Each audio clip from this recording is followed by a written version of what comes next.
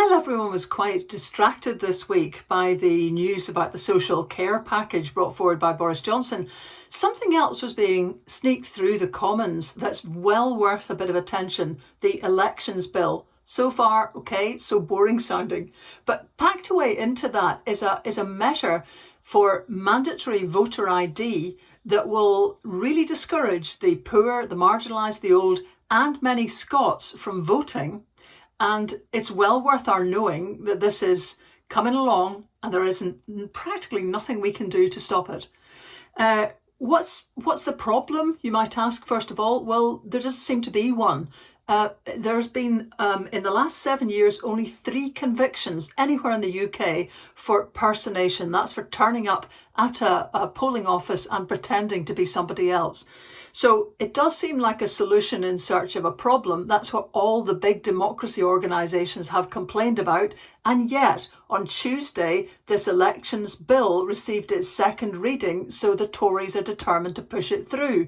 What it means is that about 2 million people will not have the photo ID needed, that's a passport or a driving licence, so they'll have to get a plastic card issued by their council to be able to vote.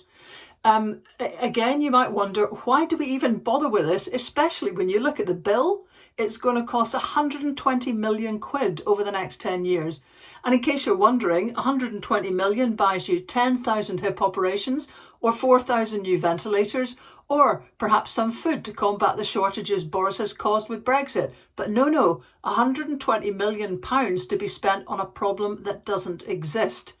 How's that money made up? Well, 55 million will be these different detailed polling cards that have to be sent out to people instead of collected in the polling station.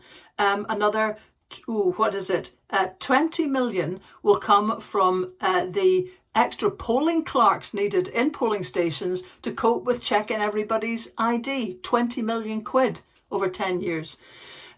But the most important thing really is the number of people who are likely to just be carved out of voting altogether. And guess who they are? The 2.1 million oldest, most marginalised, poorest people, and the Scots. Now the Scots in particular, because our Parliament, the Scottish Parliament, is absolutely opposed to using voter ID.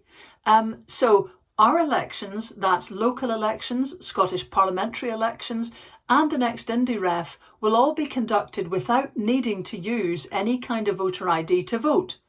So when it comes to a Westminster election, the only one that we'll have to cough up the ID cards for, folk will not be warmed up by any of the previous elections, and it's very likely that we'll be the ones scrambling at the last minute to try to get these polling cards if we haven't got the ID.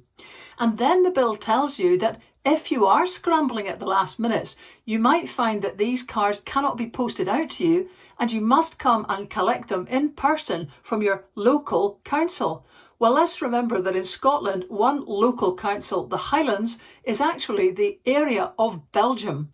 So that means potentially a lot of travel at the last minutes to try and pick up these cards that nobody needs anyway.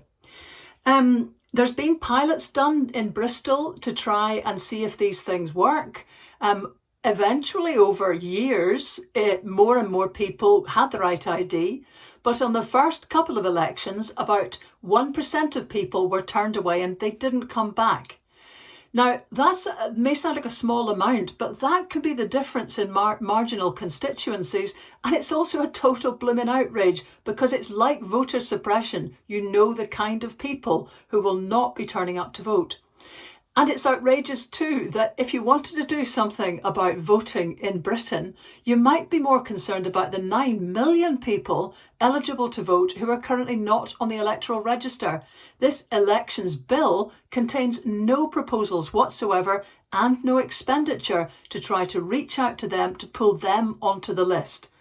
Why are we even going through this? Well, Northern Ireland had a problem with some people having personation at polling booths. That's the reason, in fact, that postal voting was not extended in Northern Ireland. And bizarrely, though, when it decided that there was some kind of issue about voting in Britain, it was Northern Ireland that the British government went to give them a template for how to fix it. How bizarre is that? There simply is not a problem here. So that's where we are with this. It could be a nightmare. It very likely will be. It's completely unnecessary. And there's very little we can do about it for Westminster elections.